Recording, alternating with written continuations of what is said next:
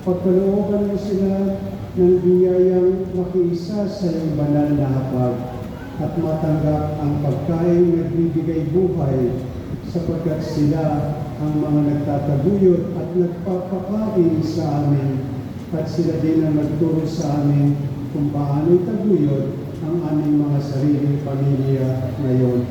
Pagkalooban mo sila ng kalusugan, kapayapaan, mahabang buhay na may galak at kaligayahan, at ng pagkakataong kami ay kanilang may pagmalaki bilang mga anak. Gayon din aming Ama, isinasama namin sa panalangin ang mga lalaking walang nakakaalala, lalo na ang mga tahimik na tinataguyod ang kanilang pamilya, naglilingkod ng may pagabang loob at nagtitiis ng hirap sa buhay para sa kapakanan ng kanilang mga asawa at mga anak.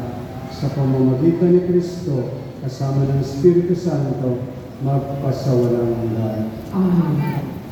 Padala